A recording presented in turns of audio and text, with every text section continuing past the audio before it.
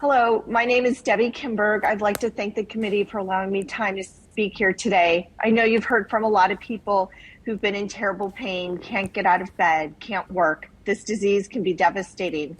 I come from a different cohort of patients that you may not know much about.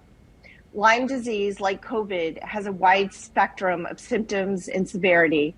With COVID, many ended up in the hospital and on ventilators, while many, many more had few or no symptoms at all. I'm in the second cohort. I had very mild symptoms of tick-borne infections, just some anxiety, irritability, and over decades developed thyroid disease. I had no idea I was infected. Why do I share my story today? Because my 17-year-old son was diagnosed with autism spectrum disorder. We've been dealing with this terrible disorder with no known cause.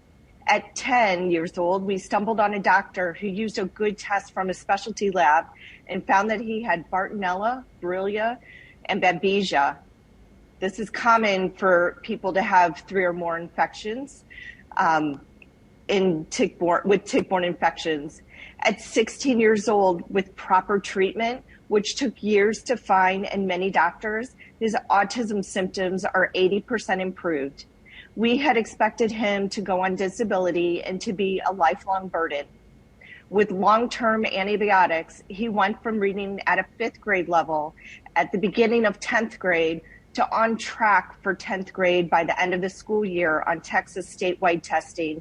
This is an increase of 27 percentage points on testing. In just 9 months, his IQ rose 6 points and into the average range. He no longer needed social skills instruction and moved out of special education in 11th grade, a first for his high school. He just took his ACTs and is applying to 4-year colleges now. This was unthinkable 2 years ago. Bartonella, this little-known infection, caused most of my son's autism symptoms. When my son was diagnosed, I also received a diagnosis, as well as my other 2 boys. In fact, we've now tested 3 generations of my family and have 100% transmission of all 3 infections to all offspring that are going under the radar with just mild symptoms of maybe neuropsychiatric issues or autoimmune diseases.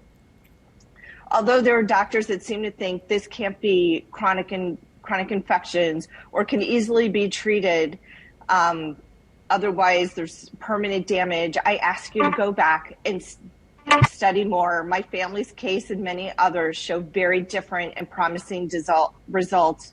We believe there's tens of millions of people like my family and me who are unknowingly transmitting these infections to future generations, possibly explaining the large increase in autism.